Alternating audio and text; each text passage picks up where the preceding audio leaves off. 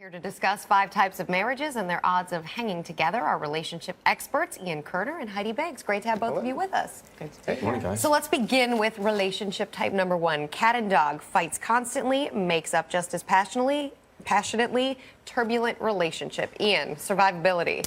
I don't think so great. I mean, I think it is really important for couples to be able to argue constructively and to communicate empathetically. But when you're fighting like cats and dogs, I think it's all about that drama. And the issues keep coming up, but you're not necessarily moving forward. So I sort of say 50-50. 50-50.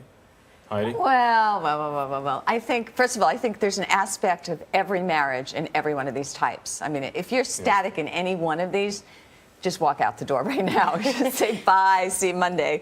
But the truth of it is, in a marriage where at least there's fighting, it means there's passion. And at least there's passion, it means something can come of it. And so I would give it higher than a 50-50. This is the one I would say has a very good chance of surviving if they can just learn some communication skills. Up next is parent and child. Clearly, one partner plays the parent of the child. There's usually a lack of intimacy in that relationship. Well, does it work? I actually think it does. I know a lot of couples in which one person is dominant, the other person is submissive, and the submissive person doesn't mind sort of having the roost run and being bossed around and sort of somebody else having all the rules. And I've seen those marriages actually really last. And 50 Shades of Grey comes back into the conversation. They can last, yeah. But there's nothing going on in the bedroom. I disagree with that.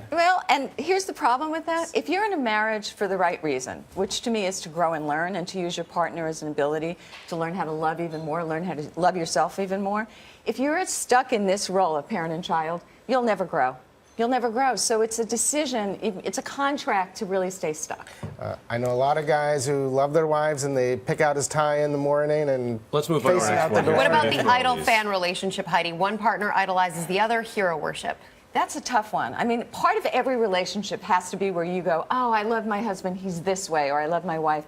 But if you're stuck in that role, if you're saying, my husband is the greatest, and you're not looking at other aspects of who he is, it's not going to work. It's going to fall apart after about 8 years. Yeah, I think this is terrible because you have somebody who's being idolized, but for the worshipper, the person who's doing all the worshiping, they usually lose their self-esteem, and they're not being seen, they're not being heard, and they don't know who they are. I think we can all agree that probably is not going to work. The next one is Babes in the Woods, also known as best friends. The couple shares everything, so much that the two become one, making it hard to break through their collective exterior. They don't have a lot of friends. They just hang out together all the time. They wear the same clothes after a while. They like, honey, what are we eating? It's the same foods. And this does work or it doesn't work? I don't think it works at all. I think if you're going to be a great couple, you have to be a strong individual and really have your own life. You can't be living through a relationship. You have to be living with a person. And I call that one the cult of two.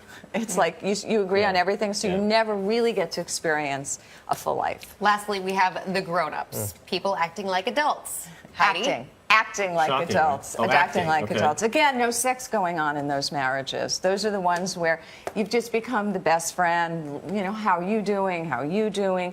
It's not, there's lacks passion, and I think that's very important in any long-term relationship. By the way, they could stay together 50 years. If that's the kind of relationship you want, it's that relationship. I have to say, we were just chatting before here. I was chatting with my wife last night as we were talking about this, and we didn't fit into any of these. So, I mean, maybe the key is you kind of try to break the mold a little bit, right? Yes. That's it. Or there's a little bit from each that you can sometimes take in a healthy way.